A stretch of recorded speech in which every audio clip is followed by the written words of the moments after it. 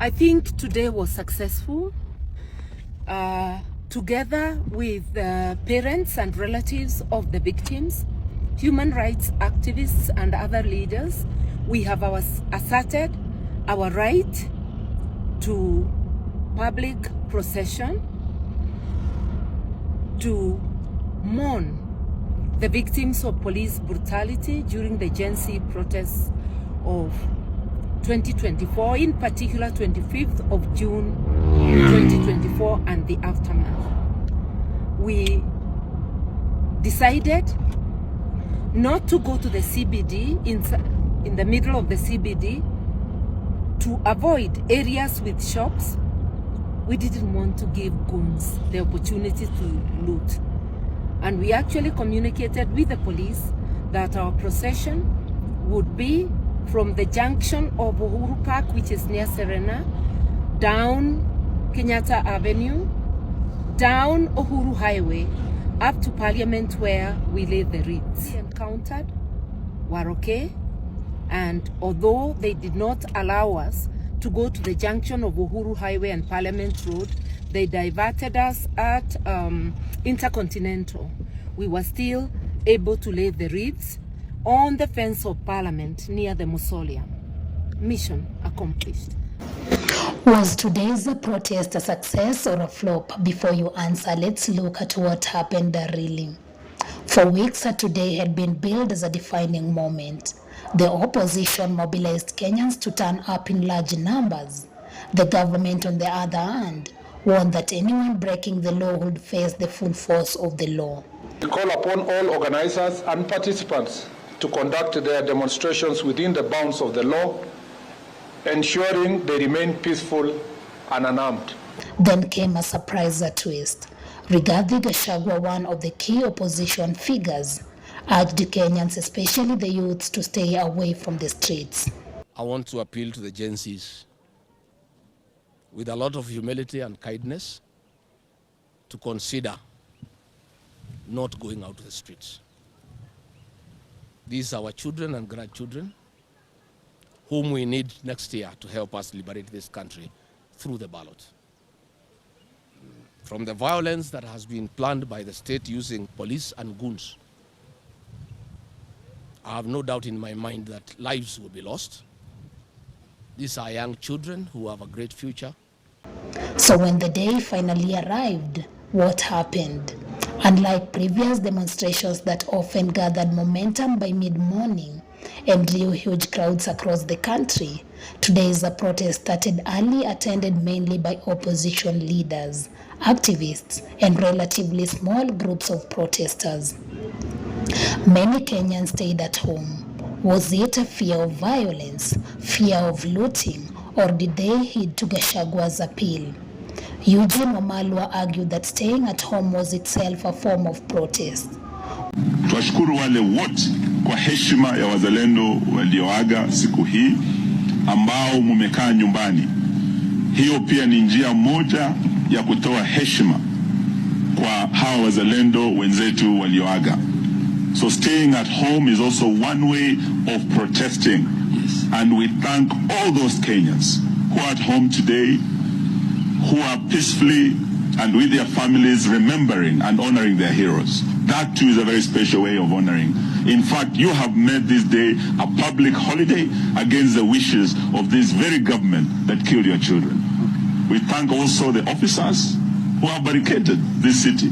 The city of Nairobi is completely barricaded. It shows a paranoid government that's afraid of his own people, afraid of his own children. Meanwhile, President William Ruto continued with his official program, inspecting ongoing works at Bomas of Kenya. Another talking point was the absence of some leaders who had actively mobilized Kenyans in recent days. Figures such as Edwin Sifuna, Babu Owino, Fred Matiang'i were not seen at the demonstrations.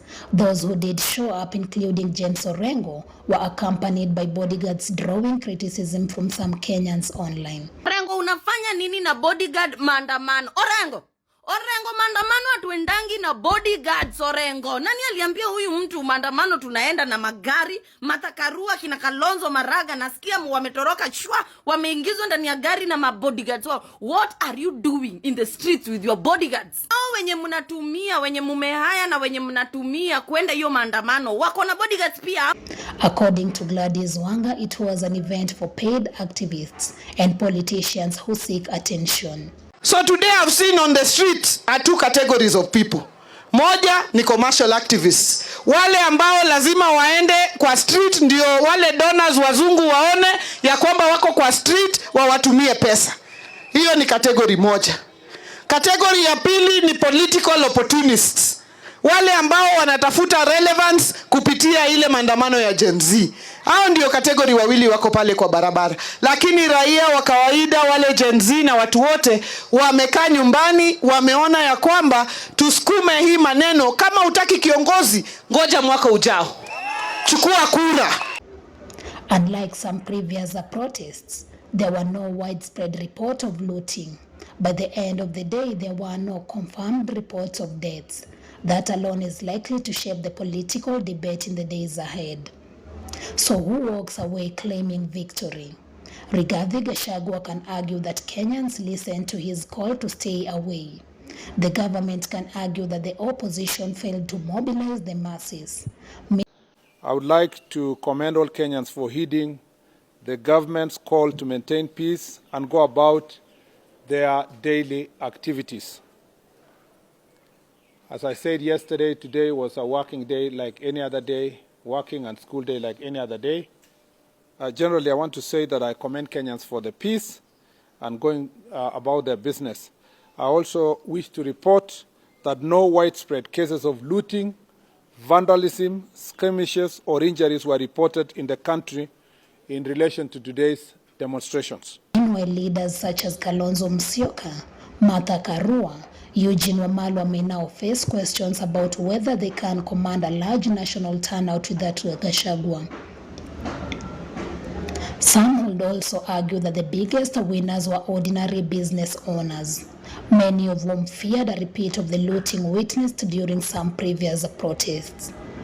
However, one thing Kenya have never lacked in political drama: a number of protesters were arrested, with some online supporters calling on Babu Owino to intervene and help secure their release. Central tumeshikwa, tuko wasee wengi sana. Babu tunakuhitaji babu, babu tunakuhitaji babu, babu tunakuhitaji babu. Tuko Central tumeshikwa na tulikuwa tumekuja Mombasa. In the end, perhaps the biggest question remains unanswered.